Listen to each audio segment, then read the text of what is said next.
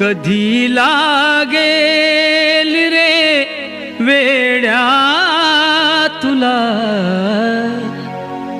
गोडी अभंगाची, कधी लागेल रे वेड्या तुला गोडी अभंगाची. बघून घे सावळी मूर्ती आता त्या पांडुरंगाची.